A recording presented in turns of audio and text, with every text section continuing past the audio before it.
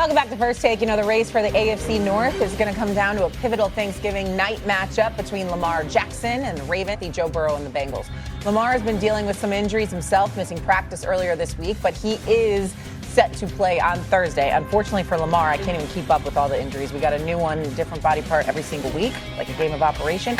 Peter, are the Ravens legit Super Bowl contenders at this point? At this point, no. If they win on Thursday, I'm willing to put them in the conversation. Consider this. They were 1-5 when they played the Bears a few weeks ago.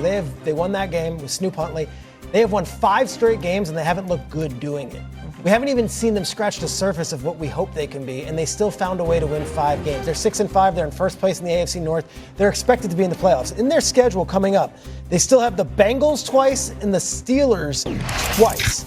Then you go from there, and you also have New England, Green Bay. If you're telling me that this team can go ahead and run this table, that would mean they had won 5 straight, add in 6, 7, 8, 9, 10, 11 straight games going into the playoffs.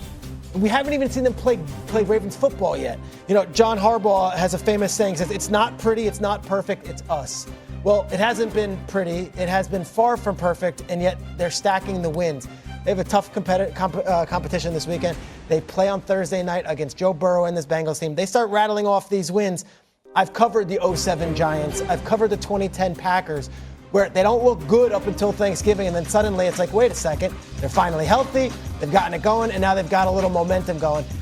They're not Super Bowl contenders right now. They don't belong in the same conversation as the Rams or even some of these other teams in the AFC. You win on Thursday night, that's 6 straight wins. Lamar gets another one under his belt, gets a little healthy with a long rest. I would say maybe, just maybe, this might be one of those hot teams. And I got to see a lot more than beating the Cincinnati Bengals, who are 3-8 and are awful. And even if Burrow does come back, their offense has not been a problem. Hey, their defense is terrible. So beating the Bengals on Thursday, to me, won't mean a lot. Listen, they beat the Bears, they beat the Dolphins, Minnesota, Cleveland, and the Jets in the last 5 weeks for this 5-game winning streak. They were in trouble with the Jets. They trailed in the third quarter. The Browns could have won, for crying out loud. Sure. I mean, so when you think about it, I just have not been nearly as impressed as you think you would be with a 5-game winning streak. Here's the issue to me. Lamar's, whatever it is, as Shay said during the break, whether it's ankle, hamstring, he's not 100. He missed 4 or 5. He missed 3-4 games. He's not 100%. And if you are not 100% and he can't run, that dual threat, because he is an incredible runner. He's not running. He can't do that. That makes him half the quarterback than he would normally be. And they're not winning any Super Bowl unless he's at 100% and he can run.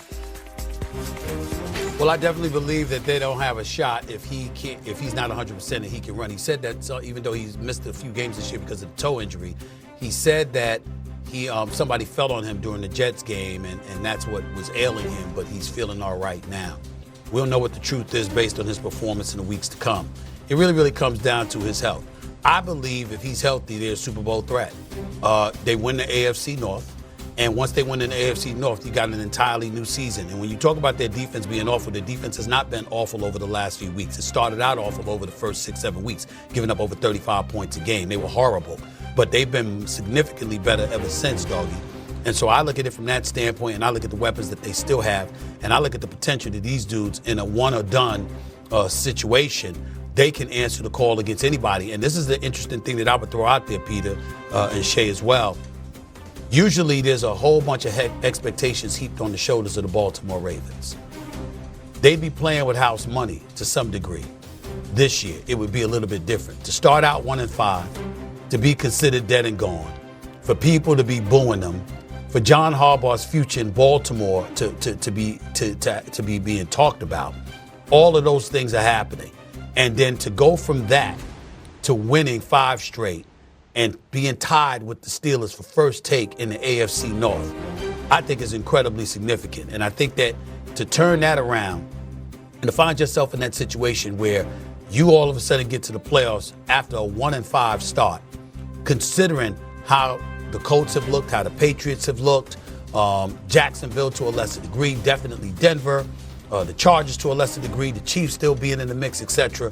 For Baltimore to find themselves in a playoff scenario, it could be very, very, very interesting because I don't think that we'll be talking about them the way that we did in the past with those expectations. And it would be interesting to see how they perform under those different circumstances. Good news is Lamar Jackson, 21-7 in primetime games. He's very good against Joe Burrow and the Bengals. Bad news is they're 1-2 so far this season with him starting, and he doesn't look right. Only 2 runs of over 10 yards for Lamar Jackson this season. Very unlikely. Your defense is schemed around protecting Lamar being able to do special things, and he's limited, and he looks limited. Even when it's clean pocket throws, intermediate throws, when he's trying to hit Mark Andrews, how many throws have you seen him miss? Over the past couple of weeks? Look at the screen. Whoa! Look at the screen. We got a clean sweep of Ravens. You know which way I'm going, baby. Oh, yeah. You know which way I'm going. Bengals are a lock. Bengals are locked. Simply because of we picked Go the other way. Always. Go Oppo. Fade the public. Fade the Go Oppo. It always I'm going works. to use that. Go Oppo. I mean, that's, You relax, cool guy. I didn't play football. The guy starts He training just a said little bit. relax, He's cool like, guy. now he's still cliche. Switch it up, go other side, fade the public, I'm a cool guy. Fade? He said fade the public. That's what he just said. Listen, Cool guy. listen, you guys were busy knowing one robber. I had a bookie I knew in college. Roll the tape. Coming up. Jordan catches in tight window throws 5 more than any player in the league. And yesterday, his boss was asked if he, Jerry Jones, envisions Pickens, who will be a free agent, winding up somewhere else next season. No, I do not at this time. We've got 2 number 1 receivers, and that's just exceptional right at the time when, guess what, our quarterback is probably the best that he's ever been. To have 2 receivers, wideouts of this caliber, he's an outstanding, let me emphasize this again, outstanding teammate. You know, he brings energy to the team even when he's not making some of those great receptions. It's an interesting little storyline here to consider, right? So we all thought George Pickens go somewhere, have an enormous year, ball out, to use the expression, and then go get your money. Well, now here's the problem. I'm on one. You were on anyway, one. I like it. It's all right. My pre-Thanksgiving excitement. But all kidding aside, Yeah. you're already paying C.D. Lamb an enormous amount of money, and he's worth every penny out of it. He's a great player. You can't pay 2 guys, right? I mean, you've got the quarterback that you're paying already. What are they going to do with George Pickens? Probably franchise tag. Are they going to franchise tag George Pickens? I mean, you can't just let him go. I mean, you have to kind of. I'm not going to say the word controlled because that's not what the tag is intended to signify. But look, I think you have to keep him under contract. Look, you know what I'm saying. I'm not using that word. But he is a guy you have to try and figure out a way. Because look, Cincinnati figured out a way to do it, right? Right. They figured out a way to do it with Lamar and T. Of course. But what I'm saying is, like, this is one of those things where it's a good problem to have. I mean, they took a chance. He has paid off. I think one of the reasons why he has paid off, though, as well, is something that Jerry touched on. Dak Prescott right now, you would have to say, as far as leading their football team, maybe him and Matthew Stafford are right now kind of like separating themselves as far as guys who are just elevating their football team to levels where you're sitting there going, look, I think with the Rams you expected it.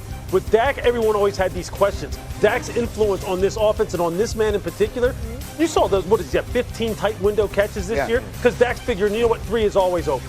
He's always open, and you can tell he's rewarding Dak with some of the most spectacular catches you've seen in the past 10, 15 years. It's ridiculous. When he's not open, you throw it over there. And Exactly. He's going to catch it anyway. But I mean, I think to the contract point, I think